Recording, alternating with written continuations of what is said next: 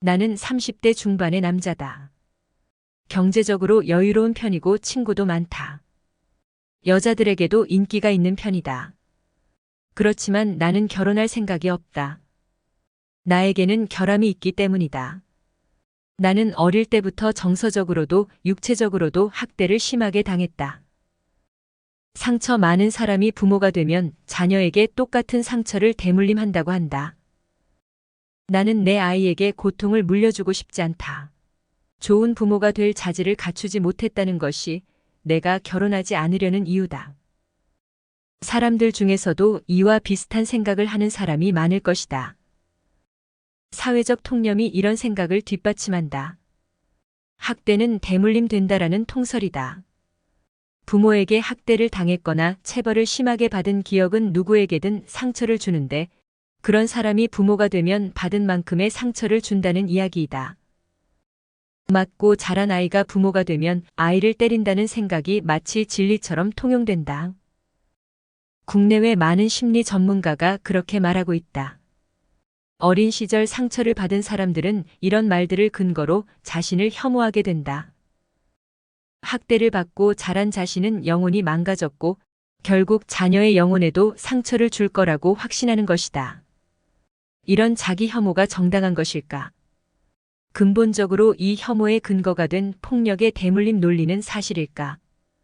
아니다. 엉터리일 가능성이 높다.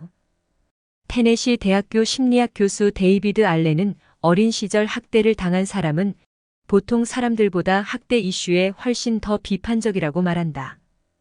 학대를 당함으로써 자녀를 때리고 괴롭히는 행위가 얼마나 나쁜지, 얼마나 치명적인 상처를 남기는지 피부로 깨달았기에 그 기억이 스스로를 제어하는 힘이 된다는 것이다. 미국의 심리학자 캐시 위덤이 2015년에 과학 전문지 사이언스에 발표한 논문도 같은 맥락에서 자주 인용된다. 그가 30년에 걸쳐 연구한 바에 따르면 육체적 학대를 당한 경험이 있는 사람의 대다수는 자녀에게 폭력을 행사하지 않았다. 결국 폭력의 대물림 이론은 거짓이고 편견이라는 말이다. 이런 편견은 어쩌면 미디어에 의한 세뇌가 아닐까 한다. 그리고 이런 세뇌는 폭력을 대물림하는 몇몇 소수의 사람들을 대변해주고 면죄부까지 주는 역할을 하는 것은 아닐까 한다. 학대당하고 상처받고 자란 아이도 얼마든지 좋은 부모가 될 수 있다. 이 연구 결과에서 우리는 희망적인 교훈 하나를 얻을 수 있다. 사람은 깊은 상처를 이길 힘이 있는 강한 존재라는 사실이다. 당신은 당신이 생각하는 것보다 강하다. 어린 시절의 경험이 당신의 미래를 구속할 수는 없다. 나쁜 기억에 갇혀 포로로 지낼 필요가 없는 것이다. 인간은 나쁜 경험에 구속되지 않는다. 나쁜 경험을 했다고 하더라도 그 경험의 상처에서 벗어나려는 의지를 갖고 있으면 그것을 실현할 놀라운 힘이 생긴다. 생각해보면 당연한 것이다. 인간은 지능이 높고 다층적 사고력을 가진 존재이다. 인간이 보고 경험한 것을 그대로 반복만 하는 단순한 생명체라면 개인의 성장은 물론 역사의 발전도 불가능했을 것이다. 사람은 지적 능력을 활용해 보고 배운 것을 뛰어넘는다. 경험의 굴레에서 벗어나 한 차원 높아질 수 있다는 것이다. 인간은 프로그래밍된 기계 장치가 아니다. 컴퓨터나 앱, 로봇 등은 설계된 프로그램을 그대로 따른다. 입력된 명령을 무한 반복하며 수행한다. 반면 인간은 교사나 부모의 명령을 그대로 따르지 않는다. 자신의 판단에 의해 움직이고 교육과 경험을 통해 배운 지식을 넘어설 능력이 있다. 우리 모두 완벽한 부모가 되기에는 부족하다. 모두가 이런저런 단점을 가지고 있다. 겁이 많거나 성격이 급하거나 마음이 불안정하거나 분노를 통제하지 못하는 등 누구나 기질적 문제를 가지고 있다. 그렇다고 그것이 부모가 되는 일을 포기해야 할 이유가 될 수는 없다.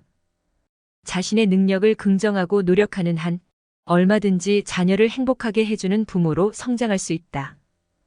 도입부에서 결혼 포기 선언을 한 남자는 어리석은 선택을 했다. 불행한 어린 시절 경험만을 단서로 질의 겁을 먹고 자신이 나쁜 부모가 될 것이라 단정해버렸다. 학대에 대한 반감이 깊음으로 그는 평균 이상으로 다정다감한 아빠가 될 수도 있었을 것이다. 그런데 그 남자는 자신에게 아픈 과거에 구속되지 않을 힘이 있다는 사실을 알지 못한 것이다. 중요한 것은 지금의 자신을 믿는 것이다. 비록 아픈 과거와 남들에게 말 못할 상처를 품고 있더라도 그걸 극복할 힘이 자신에게 있음을 긍정한다면 문제될 건 아무것도 없다. 앞선 내용은 정재영 님이 지은 남에게 못할 말은 나에게도 하지 않습니다에서 발췌했습니다. 지식담기였습니다. 함께 해주셔서 감사드립니다. 영상이 좋으셨다면 구독과 좋아요, 공유 부탁드립니다.